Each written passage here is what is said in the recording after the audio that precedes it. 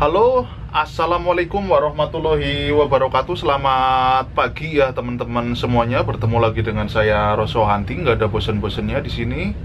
Di pagi yang cerah, di pagi yang indah ini saya telah mencukur rambut ya. Jadi nggak terlalu berantakan juga teman-teman ya.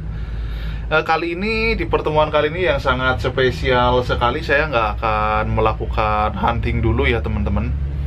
Jadi saya akan mencoba menjelaskan ya kepada teman-teman semua mengenai tentang tata cara kita berburu ya teman-teman, tentang hewan-hewan yang dilindungi, yang sebenarnya ada masih kontroversi juga ya, atau berlawanan arah ya teman-teman.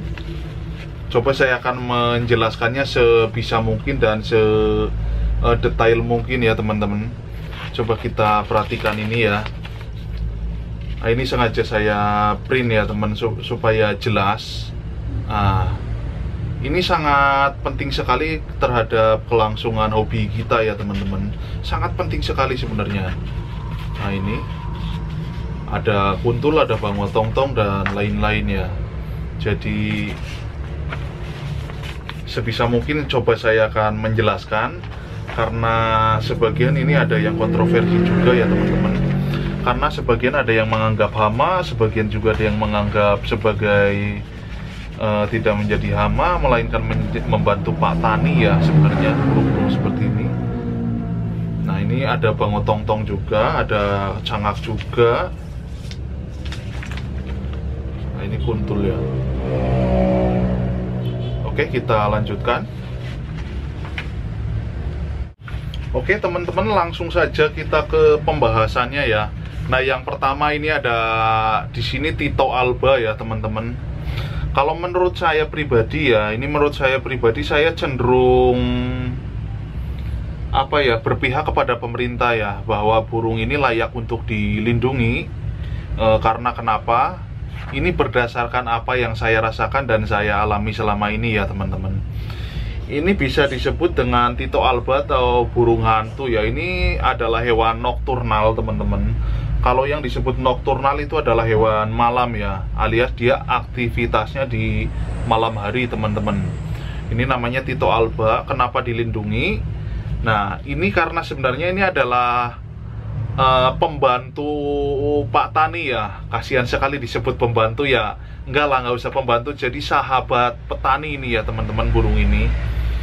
Jadi aktivitasnya di malam hari, makanan utamanya adalah seperti katak ini ya, katak, tikus ya, mungkin belalang ikan juga bisa ya ini burung ini ya. Jadi sangat dilindungi. Saya sangat pro sekali ya kepada pemerintah yang telah melindungi burung ini, karena ini adalah seekor hewan sahabat petani ya, bukan seorang. Jadi ini adalah sahabat petani teman-teman. Karena kadang-kadang kan petani suka, kalau mau tanam benih-benih itu kan kadang-kadang kalau bahasa Jawanya itu nyebar lah itu. Kadang-kadang sebaran itu dimakanin oleh tikus ya teman-teman. Nah, inilah sebagai rantai makanannya ya teman-teman. Jadi dia, kalau ada tikus ke situ, dia mengintai, dia makan, dia terkam ya. Ini sangat baik sekali kalau menurut saya pribadi. Jadi bravo untuk pemerintah ya, mantap. Dan tolong jangan di-shoot untuk burung seperti ini ya teman-teman. Ini sangat dilindungi sekali ya. Saya nggak rela kalau burung ini sampai kena mimis ya. Oke, kita lanjutkan ke yang berikutnya. Coba saya tempel dulu ini di tembok lah, buat pajangan.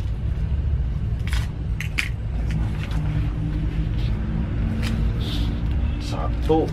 Nah, ini Tito Alba ya, alias burung hantu. Oke, kita lanjutkan ke yang kedua ya. Nah, di sini kita bisa perhatikan. Nah, gede ya, burungnya gede, dagingnya juga mantep ya. Mungkin satu ekor ini bisa 2 kilo ya, melebihi ayam lehor kayaknya ini besarnya. Kepalanya aja gede teman-teman. Bisa kita perhatikan ya, gede banget kepalanya. Nah, ini biasa kita sebut dengan bangau tongtong ya teman-teman ya. Tapi pemerintah Indonesia telah melindunginya ya teman-teman, dikarenakan populasinya sudah sangat langka sekali ya ini teman-teman. Jadi saya jikalau sedang berburu, terkadang jika di pesawahan atau di empang-empang saya sempat menemui hewan-hewan seperti ini ya teman-teman. Tapi hanya di tempat-tempat tertentu ya, nggak di sembarang tempat juga. Jadi sangat patut sekali untuk dilindungi ya teman-teman. Ini adalah hewan yang aktif di siang hari ya, jadi dia nggak aktif di malam hari. Makanan utamanya adalah seperti benih-benih ikan dan bibit ikan juga ya ini ya. Ini bango tongtong, populasinya sudah sangat sedikit sekali teman-teman ya. Jadi wajar saja jika dilindungi ya. Jadi tolong untuk teman-teman jika menemui burung seperti ini di empang atau pesawahan, please mohon jangan di shot ya teman-teman. Jadi kita harus melestarikannya supaya berkembang biak untuk cucu dan anak kita ya. Oke? Yang kedua, bango tongtong ya. Coba saya tempelkan lagi supaya ya untuk kenang-kenangan juga lah, untuk pajangan juga.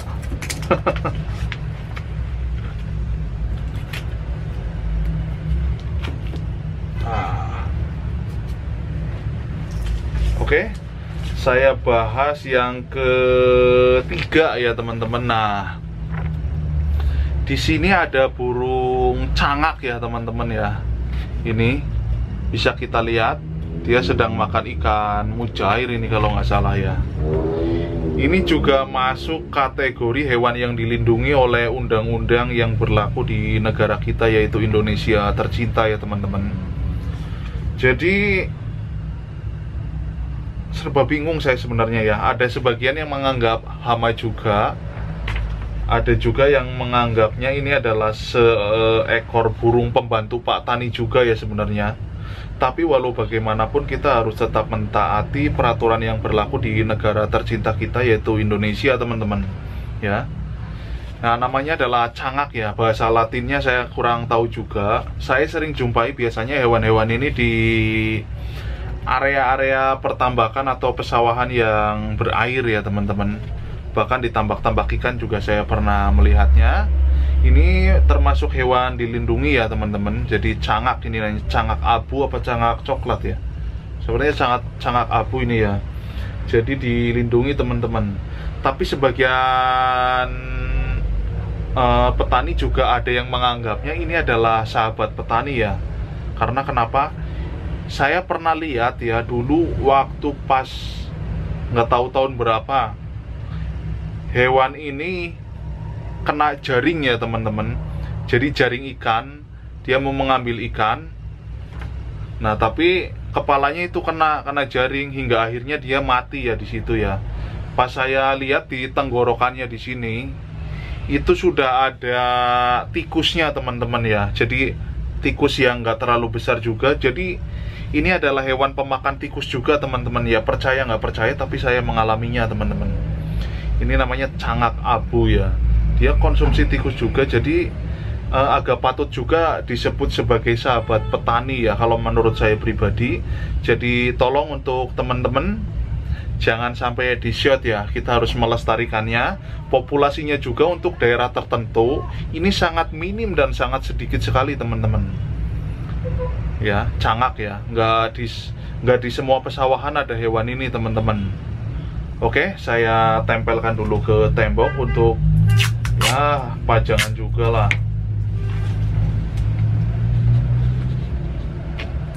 Nah, 3 ya.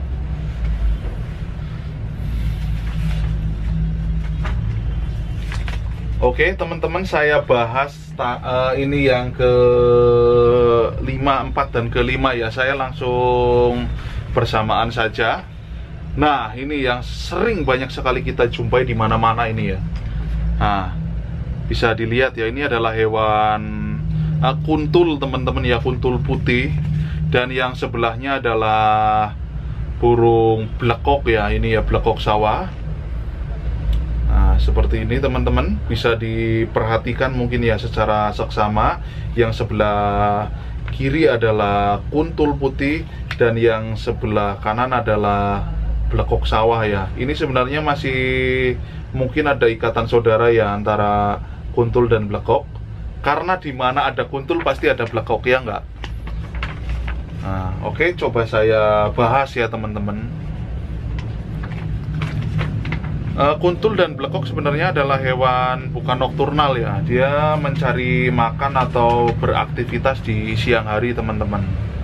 Untuk habitatnya sering saya jumpai adalah di rawa-rawa, di pesawahan, dan di empang-empang ya. Hewan seperti ini saya sering jumpai seperti itu, tapi sangat disayangkan sekali ya teman-teman. Walaupun populasinya mungkin miliaran ya, melebihi populasi manusia sebenarnya ini di dunia ya, karena dia sekali bertelur banyak teman-teman. Tapi sayang seribu sayang ya teman-teman, hewan ini tetap dilindungi oleh undang-undang yang berada di negara Indonesia kita tercinta ini teman-teman ya.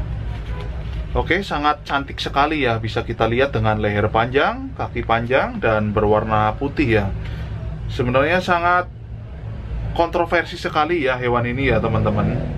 Ada yang bilang ini sebagai hama, ada yang bilang juga ini bukanlah hama. Sebenarnya sangat kontroversi, tapi walau bagaimanapun kita tetap harus mentaati peraturan undang-undang yang telah berlaku di Indonesia ya. Jadi coba saya akan mengulas tuntas kenapa hewan ini bisa disebut sebagai hama ya, atau juga sebagian ada yang menyebutnya bukan hama. Oke, coba saya akan bahas teman-teman ya, sebisa saya, semampu saya ya.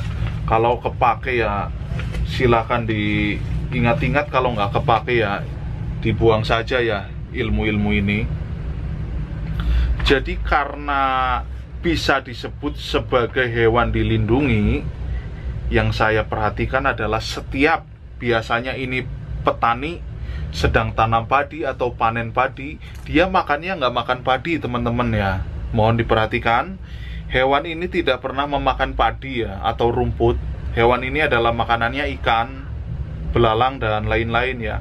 Jadi mungkin yang pertama, ini hewan terlalu cantik juga ya teman-teman, terlalu indah. Jadi bisa dikatakan sebagai pernak-pernik lah di negara kita ya. Terlalu cantik juga.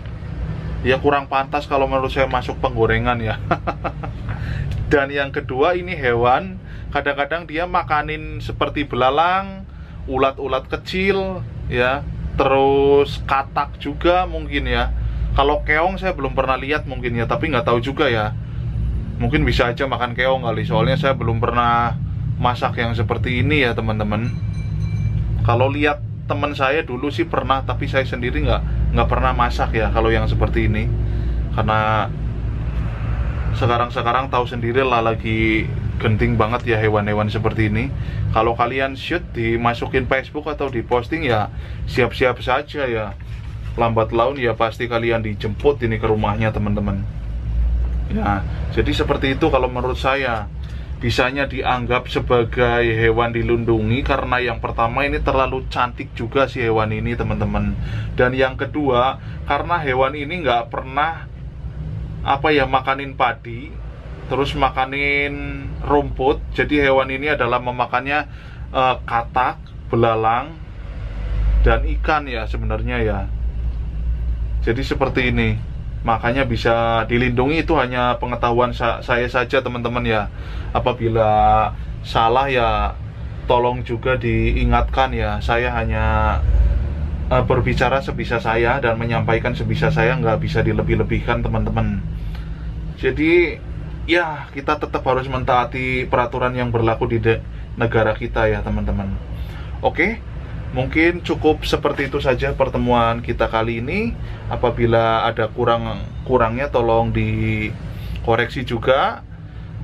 Mohon maaf, bukannya saya menggurui, tapi saya mencoba saling sharing berdasarkan pengalaman saya sendiri teman-teman. Oke, terima kasih banyak telah menyimak. See you next time. Assalamualaikum warahmatullahi wabarakatuh.